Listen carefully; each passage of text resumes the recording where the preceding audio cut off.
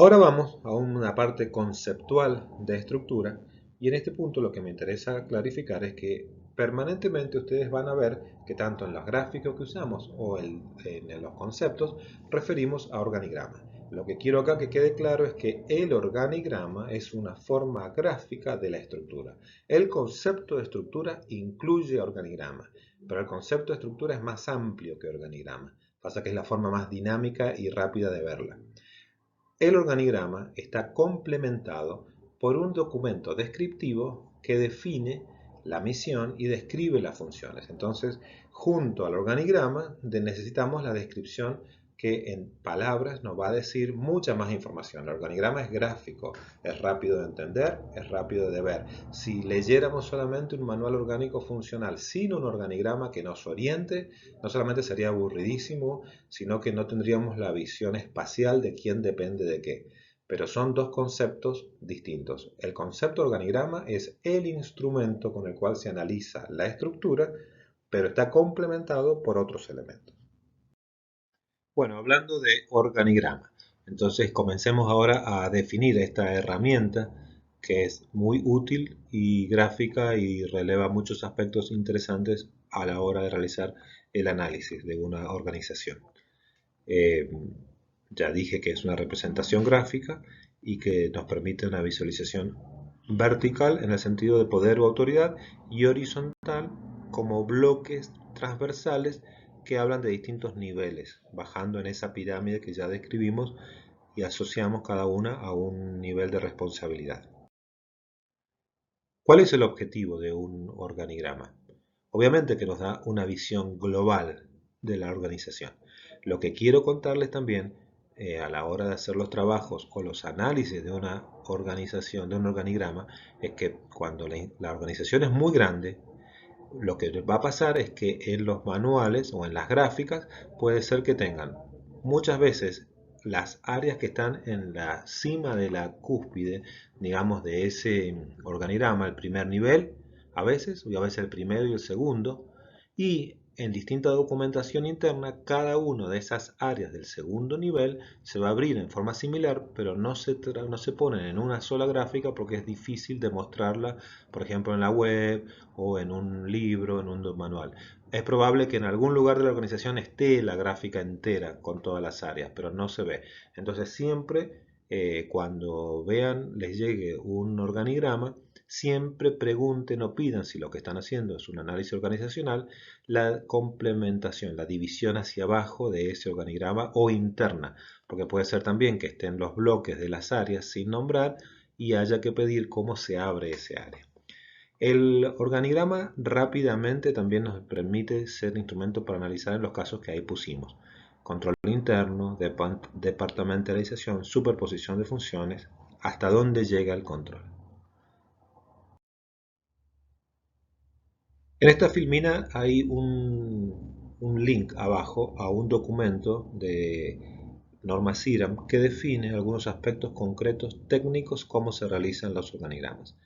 Hay formas puntuales definidas para hacer un organigrama bien hecho. Y uno ve en internet, por ejemplo, muchos organigramas que tienen fallas, digamos, con distinto nivel de gravedad.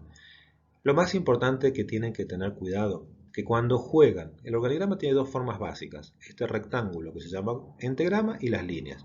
Y líneas de dos tipos, líneas gruesas o líneas, o sea, líneas continuas o líneas de punto. Es importante que no pongan en un mismo nivel, por ejemplo, si un organismo es simple y tiene pocas secretarías, pero tiene una dirección y áreas y dos departamentos, no puede ser que estén todos en la misma línea al mismo nivel. Por lo menos el cuidado de los distintos niveles jerárquicos hay que tenerlos. Y después, las áreas a veces dependen tienen relaciones con otras áreas. Por ejemplo, en este caso se me ocurre pensar en, que es un caso concreto en nuestra facultad, donde alguien de informática está abocado full time a la sección alumnos, sección estudiantes de nuestra facultad, porque tiene conocimientos específicos y ha sido capacitado en el software de sección alumnos.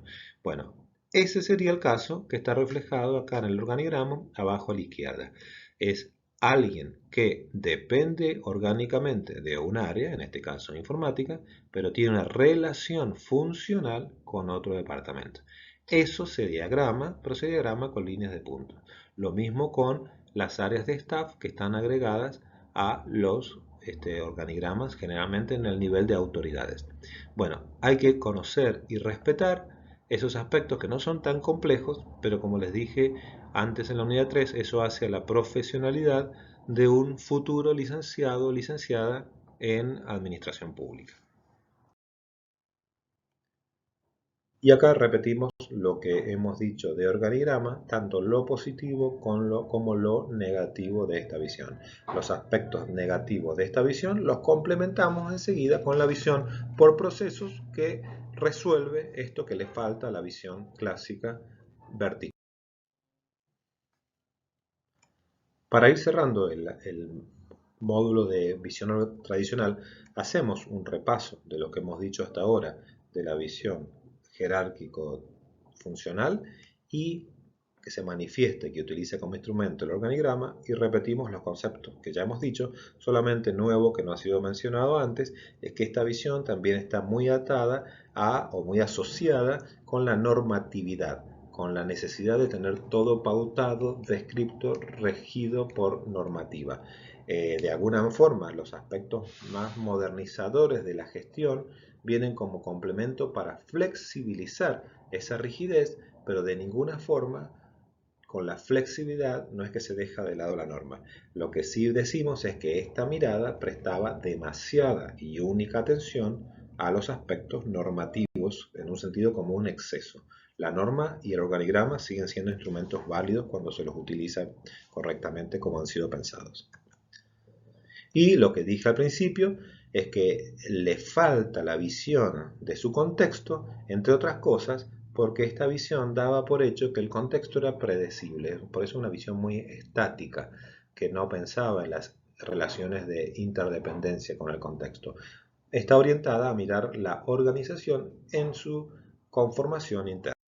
Bueno, entonces, habiendo cubierto en el punto 4 procesos y en el punto 5.1 en las diapositivas que anteceden los temas relacionados a la visión vertical, podemos ahora integrar ambos análisis y estudiar cómo se complementan. En este cuadro, en esta tabla, hacemos un repaso de las distintas herramientas asociadas a cada una de estas visiones.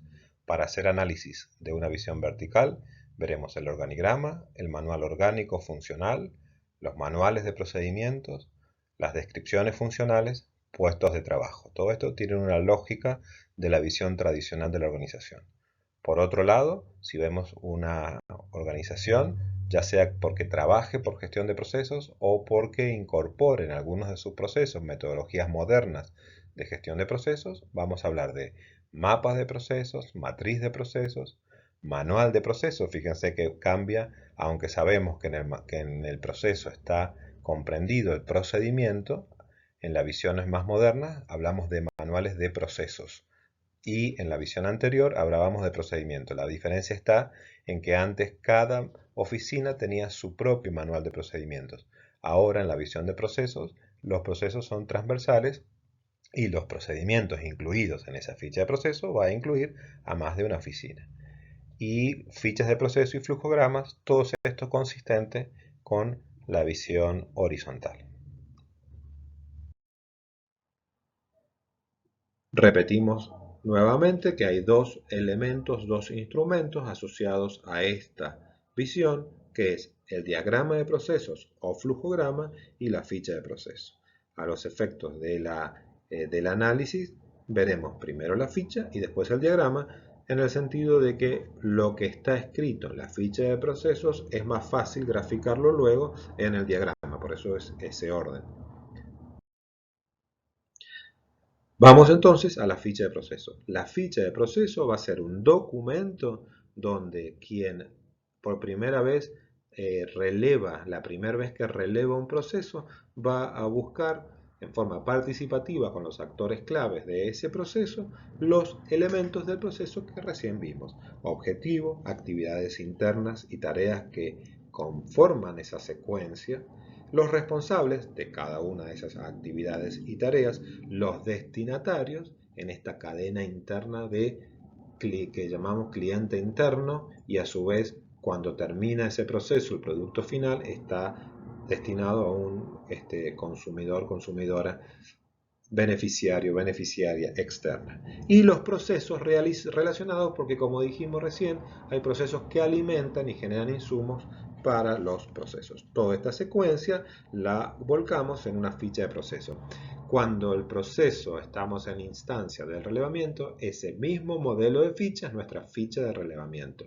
Una vez que ese relevamiento, ese borrador se convirtió en un documento oficial de la organización, le llamamos ficha de procesos, y a partir de las sucesivas mejoras, esa ficha de proceso tiene una serie de versiones.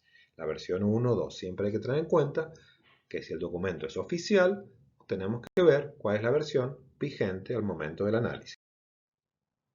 El flujograma es la contracara más o menos del organigrama. Es una herramienta gráfica que nos permite en forma rápida, entendiendo la lógica interna de un organigrama, entender el proceso y determinar quiénes son los actores que forman parte de esa secuencia. En resumen, ya cerrando la parte donde describimos esta segunda visión, la visión horizontal de la organización, vemos que se concentra en cómo se realizan las actividades con el fin de producir los productos que en una institución son los servicios que le llegan a alguien de fuera del límite de la organización que es receptora de ese servicio. Nos interesa saber qué nivel de satisfacción tienen quienes reciben esos servicios para poder generar este permanente circuito de la mejora continua del proceso a los efectos de...